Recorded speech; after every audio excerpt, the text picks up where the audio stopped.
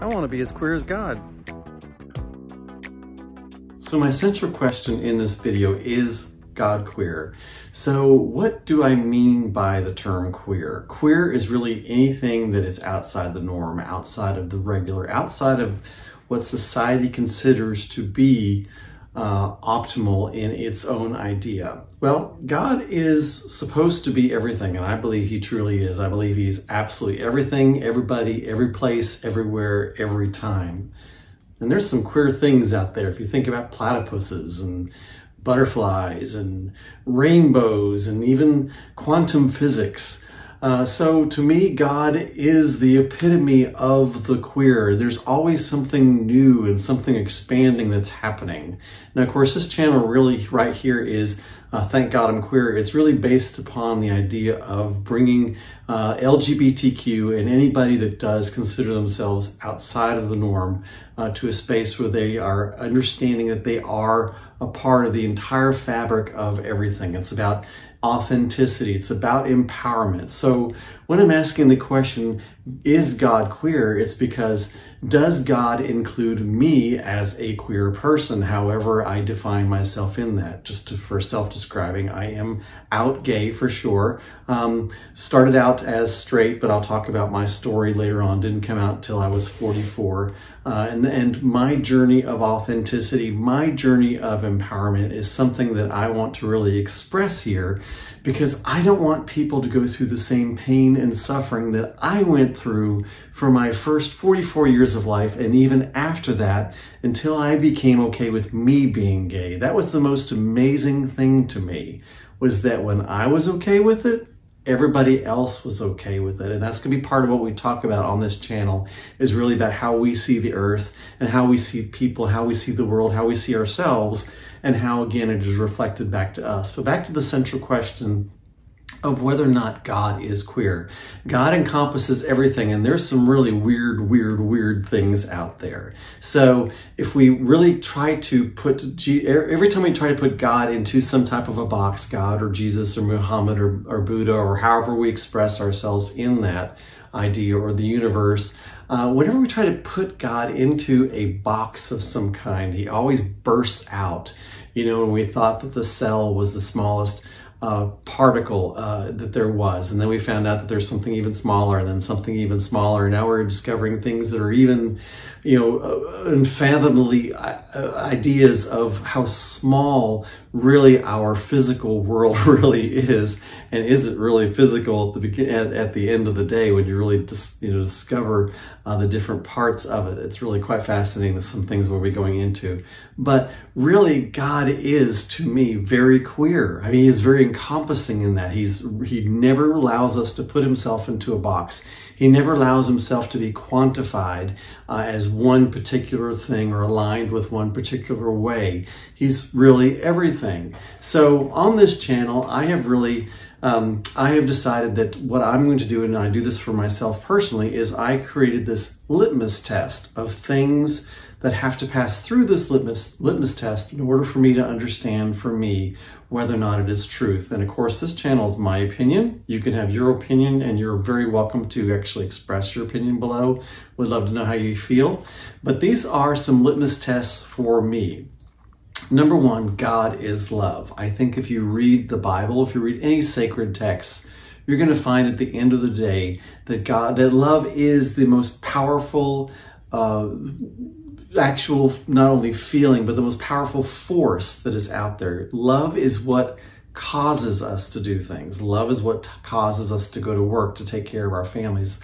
Love of whatever it is what gives us the motivation and the passion to actually go out and do things, and to actually change the world, and to actually become who we are. So for me, God is love. Number two, we have not been given the spirit of fear. So many times when you hear something, especially from the Christian community coming against the LGBTQ, listen for the fear in it. I mean, do they have that spirit of, what are they afraid of? What are they so darn afraid of in the first place? Do they think that it's catching? If only if it were.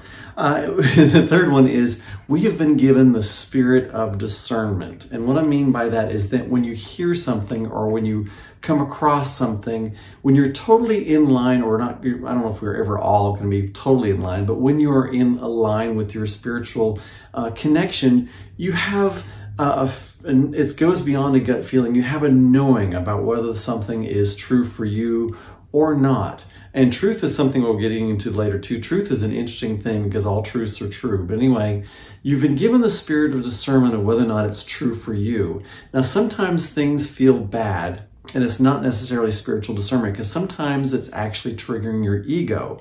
And it's knowing the difference between whether it's triggering your ego or if it's triggering your spiritual discernment. And that is where you really come up to this next level, where if it's triggering your ego, then that is a growth particle. That's a place where you're being called by spirit to grow and become more. And it's very uncomfortable, but it also, you become a new person on the other side, and you have an entire new way of looking things and an entire new life that is not possible unless you go through that doorway, sometimes filled with fear and pain, but it's up to you whether it's suffering.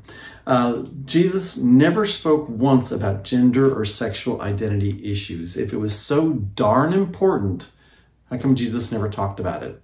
Not once. In fact, it's really interesting when you look at who Jesus actually aligned himself with. He didn't align himself with the leading religious leaders of the day or the most important, powerful people of the day. He definitely had friends that had money and a little bit of prestige, but most of the people that he really hung around with were those that were vilified, or those that were thought of as less than, or those that perhaps had lifestyles that were just not in accordance with what they thought would be godly or of the most high, or that a savior should really have been around. But he didn't care. He was around those people that were true and open of heart, and that's who he was around.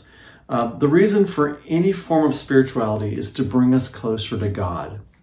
So if you ever hear somebody speaking about the Word of God and it doesn't bring you closer to God, it's probably not interpreted of God. And the last one is really, really important to me. And Matthew Vine talks about this in his book, God and the Gay Christian. False prophets or false teaching can be discerned by its fruit.